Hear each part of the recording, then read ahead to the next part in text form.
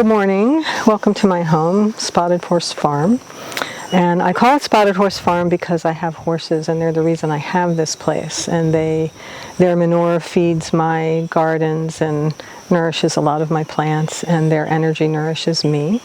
And those that know me know that I love my weeds. I just love my weeds. And I consider myself a forest farmer and a weed farmer. And I also have some gardens that I tend. But what I want to do today is take you around and show you a few of the weeds that I use all the time. Some are flowering now, some are not quite ready, but these are ones that are some of the most important ones in my life.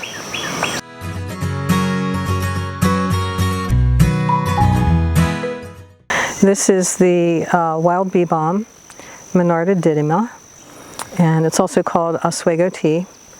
It's in the mint family, and all mints are well known for their digestive aids. It's good for coughs and colds. It will soothe a fever, and they just taste fabulous. I really love to just walk around in my yard and eat things.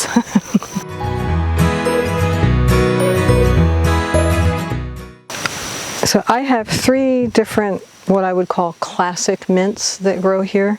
A lot of people don't want to plant mint because they say it's invasive, but as far as I'm concerned, mints can invade anytime they want. And I firmly believe, I prefer calling them immigrants, because they have come here from a different place, and if we learn how to use these plants, then they won't become invasive, because they'll become harvested, and they'll become crops, they'll become food, and they'll become medicine. This is chocolate mint, and I make honeys out of all the mints because, as I said earlier, the aromatic properties hold up and are maintained really well.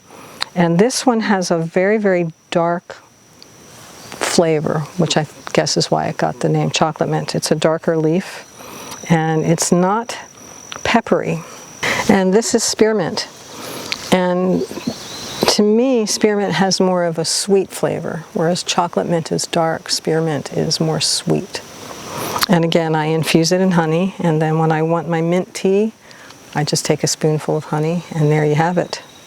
And actually, one of the other things I like about infusing the plants in honey, I cut them up into little teeny pieces, and the plant material gets infused with the sugars of the honey, and so you have candied mint, or candied bergamot, or candied lavender, you know, and it's just a really lovely way to get these plants into your diet. Here is mountain mint. This is an actual native mint to the mountains of Virginia and West Virginia, and probably some other mountains. And it's also called silverleaf mint. And you can see that the leaves do get a really silvery quality. And the pollinators love this plant. And I'll be very happy to have this whole hillside be covered with this mint, because the pollinators really love it. And this has a much more bright and peppery taste than the other two.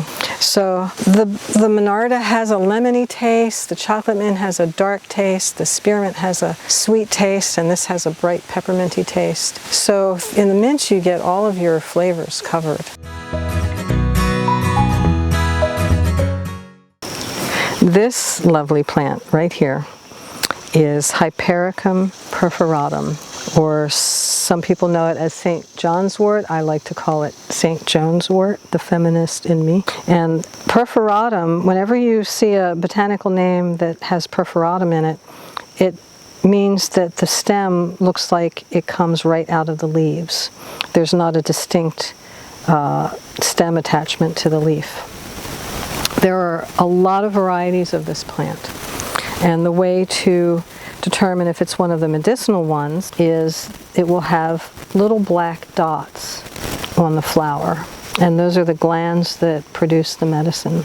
And I have found two different medicinal varieties, this one and then one that has a slightly bigger flower, and the medicine turns red when you tincture it. I use it two ways. I infuse in oil for my skin, and then tincture for taking internally.